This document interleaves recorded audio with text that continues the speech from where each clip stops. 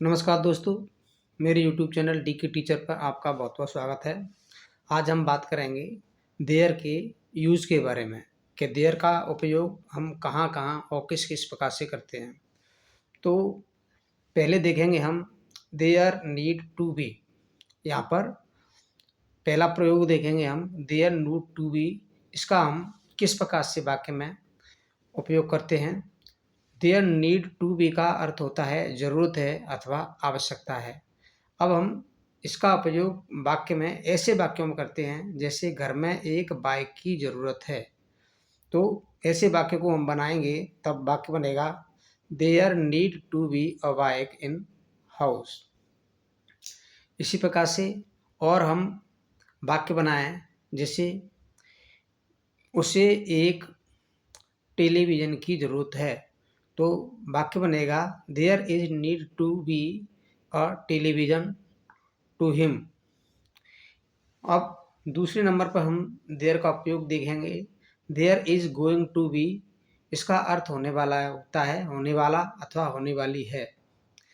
जैसे यहाँ एक शादी होने वाली है। इसको हम अंग्रेजी में ट्रांसलेट करेंगे तब बनेगा there is going to be a wedding here, यानी कि यहाँ एक शादी होने वाली है। अब हम देखते हैं देयर का तीसरा use. There used to be. कोई वस्तु कहीं पर हुआ करती थी। इसका अर्थ होता है देयर यूज्ड टू बी। इसका अर्थ हुआ करता है कोई वस्तु कहीं पर थी या हुआ करती थी। जैसे इस टेबल पर एक कंप्यूटर था अथवा इस टेबल पर एक कंप्यूटर हुआ करता था। इसे हम बनाएंगे तो वाक्य बनेगा there used to be a computer on this table. और वाक्य बनाए हम जैसे यह किताब वहाँ हुआ करती थी। तो वाक्य बनेगा there used to be a book on there. इस प्रकार से ये वाक्य बन जाएगा। अब हम चौथा प्रयोग जो देयर का होता है उससे देखेंगे। There must be. इसका अर्थ होता है होने ही चाहिए, यानी कि कोई वस्तु बहुत ही अति आवश्यक है, बहुत महत्वपूर्ण है, ऐसी स्थिति में हम इसका उपयोग करेंगे। जैसे घर में एक कार होनी ही चाहिए, यहाँ कार की बहुत ही आवश्यकता है।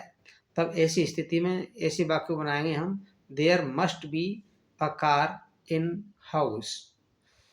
इसी प्रकार से हम पांचवा प्रयोग देखेंगे देयर शुड बी। इसका अर्थ होता है होनी चाहिए अथवा होना चाहिए। जब हम किसी व्यक्ति को सलाह देते हैं तब इसमें हम केवल सलाह का भाव होता है, जबकि मस्ट बी में आवश्यकता होती है और वह आवश्यकता बहुत ही ज़रूरत की होती है। तब हम मस्ट बी का उपयोग करते हैं।